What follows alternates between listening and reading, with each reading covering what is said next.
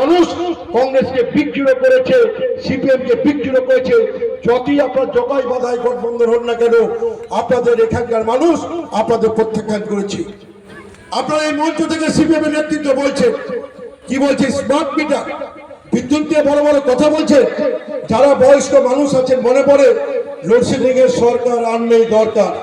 34 বছর বামফ্রন্ট সরকার 3 দিন 4 দিন লোডশেডিং এ মানুষ ত্রাহি করত।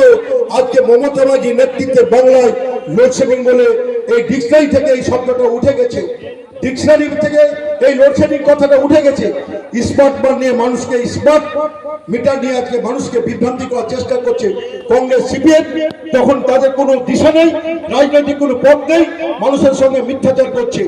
স্মার্ট মিটার আপনারা শুনে রাখুন। সাংবাদিক বন্ধুরা, আপনারা, আমার দায়িত্ব, আমি রাজ্যের বিদ্যুৎ প্রতিমন্ত্রী হিসেবে এখানে আমি বক্তব্য রাখছি। আমি দায়িত্ব নিয়ে বলছি, কেন্দ্রীয় সরকার, বিজেপি সরকার নোটিফিকেশন করে প্রতিটি রাজ্যকে জানিয়ে দিয়েছে নতুন মিটার যাদের হবে তাদেরকে স্মার্ট মিটার দিতে হবে। এটা কেন্দ্রের নীতি এবং কেন্দ্রের ঘোষণা।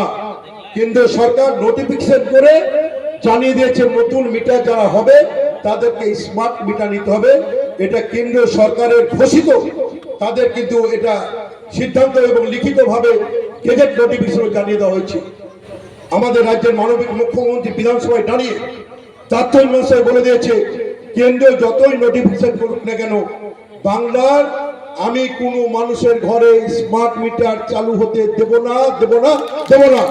আমি বিদ্যুৎ প্রতিমন্ত্রী হিসেবে আপনাদের ঘোষণা করছি, এটা আমার ঘোষণা নয়, আমাদের রাজ্যের মাননীয় মুখ্যমন্ত্রী মমতা ব্যানার্জি বলেছেন যে বাংলার কেন্দ্র যতই আমাকে চমকায় ধমকাক, যতই নোটিফিকেশন করুক যে স্মার্ট মিটার ঘরে ঘরে চালু করতে হবে, আমি পশ্চিমবঙ্গের বুকে স্মার্ট মিটার চালু করে গ্রামের খেটে খাওয়া সাধারণ মানুষের উপর বোঝা চাপাতে দেব না, দেব না, দেব না।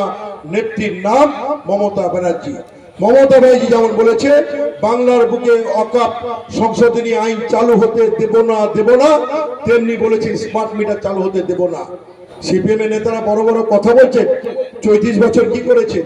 আমার পাশে বাংলাদেশ জিরো বর্ডারে চর বাজিতপুর পিলারপুর এই এলাকার মানুষ বিদ্যুৎ কি জিনিস, ফ্রিজ কি জিনিস, তার ফ্যান কি জিনিস, বিদ্যুতের আলো কি জিনিস ভুলে গেছিল।